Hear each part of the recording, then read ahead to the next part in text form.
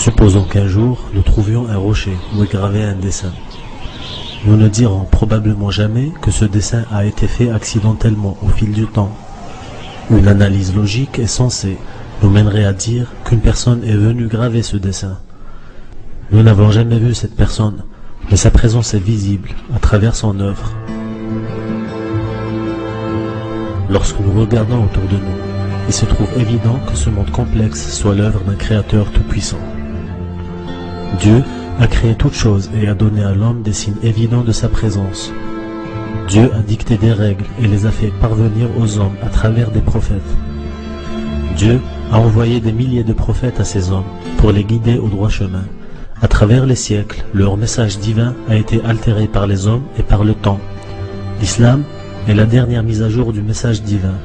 L'islam est venu rétablir l'authenticité et la pureté du message divin. Ce message a été fixé par écrit au temps de son prophète, constituant ainsi l'une des preuves de son authenticité intégrale qui nous est parvenue jusqu'à nos jours. Le Coran est un miracle permanent et continu envoyé au dernier prophète, Mohammed. Son message a été envoyé à toute l'humanité jusqu'à la fin des temps.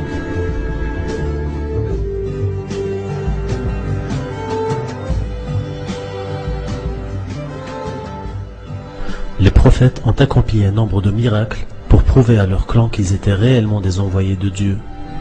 Ces miracles correspondaient à l'époque et au lieu où ils étaient envoyés.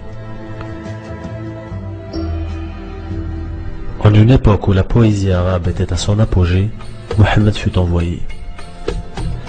Le miracle divin devait être une forme poétique inégalée. L'aspect littéraire parfait du Coran constitue l'une des preuves de sa source divine. Aucun humain n'aurait pu produire une œuvre pareille. En fait, personne n'a été capable de produire un seul chapitre semblable au chapitre du Coran, bien que le plus court chapitre du Coran ne contienne que 10 mots.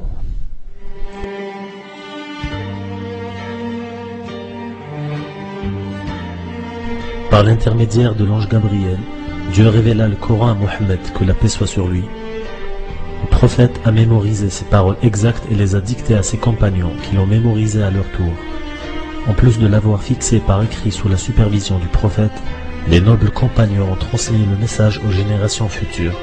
Génération après génération, un grand nombre de musulmans ont mémorisé le Coran en entier, lettre par lettre, jusqu'à aujourd'hui même. Pas une seule lettre du Coran n'a été modifiée à travers les siècles. La révélation coranique a été effectuée par morceaux en 23 ans. Elle respecte un ordre numérique très précis, ce qui implique que ce qui a été révélé au début doit tenir compte de ce qui a été révélé par la suite, afin de satisfaire cet ordre. Les versets que le prophète transmettait étaient émis souvent sur place par rapport à des événements spontanés. Souvent, les Juifs lui posaient des questions pour le piéger. Ils n'avaient pas de temps de se documenter, ni de formuler le tout dans une forme littéraire inégalée. Encore moins de faire ce genre de prévision mathématique. Jour au singulier a été mentionné dans le Coran 365 fois, jour au pluriel 30 fois, mois 12 fois, lune 12 fois, châtiment 117 fois, pardon 234 fois, soit le double. Remarquez l'exactitude, pas 233 ni 235, mais 234 fois. Ceci ne peut être une coïncidence. Foi, 25 fois. Infidélité, 25 fois. Monde d'ici-bas, dunya en arabe, 115 fois. Monde réel après la mort, akhira en arabe, 115 fois. Ange, 88 fois. Démon, 88 fois. Les gens, 50 fois. Les prophètes, 50 fois. Les hommes ont été mentionnés 24 fois, ainsi que les femmes. La vie, 145 fois. La mort, 145 fois. Bonnes œuvres, 167 fois. Péché, 167 fois. Les 7 cieux ont été mentionnés 7 fois. Mer est mentionné 32 fois. Sol sur lequel nous marchons 13 fois. Si nous prenions la mer et le sol comme étant un tout, le pourcentage calculé est de 71% pour mer et 29% pour terre. C'est exactement l'équivalence de la surface de la terre et la mer qui recouvre notre planète. Rappelons que le prophète n'a jamais mentionné ces relations numériques dans le Coran. Ce n'est qu'actuellement que que les humains commencent à découvrir cette dimension nouvelle de ce livre divin, la dimension numérique. Il serait insensé d'attribuer toutes ces vérités à des coïncidences. La probabilité que toutes ces équivalences coïncident en un seul livre est de 1 sur 626, suivi par 24 zéros. Et encore, les découvertes en ce domaine ne cessent d'accroître.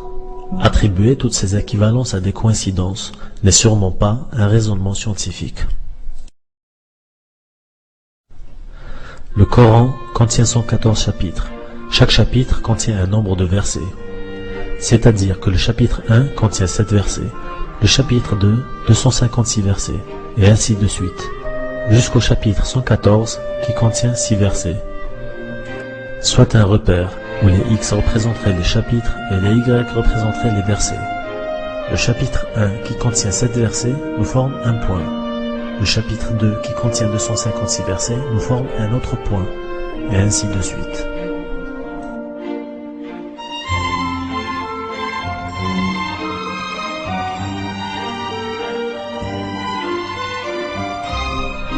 Remarquez cette courbe parfaite, avec là, le chapitre le plus court, qui forme le point le plus bas. Regardons l'image finale du graphe. On obtient une sorte de concentration de points, quelconque pour celui qui ne lit pas l'arabe. Mais montrez ceci à quelqu'un sachant lire l'arabe. Il vous dira sans aucun doute que le mot obtenu est Allah.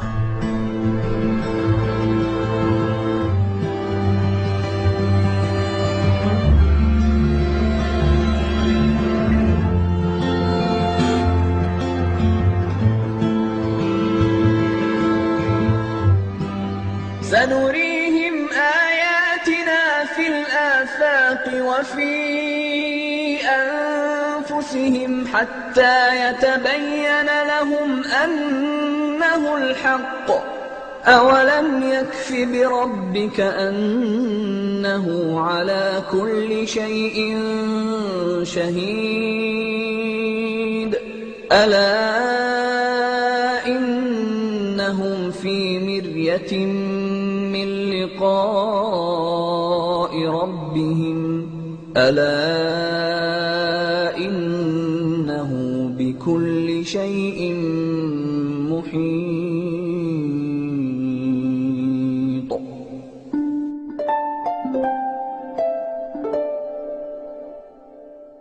Chaque personne a une durée de vie limitée. Durant cette période, nous sommes mis à l'épreuve par Dieu.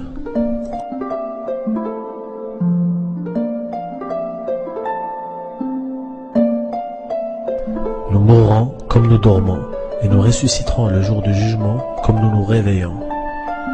Dieu nous promet une existence réelle et palpable dans l'au-delà, où vous serez aussi conscient que vous l'êtes en ce moment. Chacun sera récompensé par rapport au chemin qu'il aura choisi durant cette vie terrestre.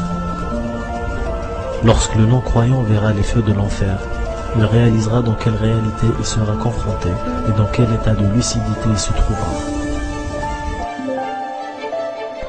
En voyant les jardins du paradis, il sera envahi d'un regret insoutenable, d'autant plus qu'il aura été invité durant sa vie terrestre à l'islam.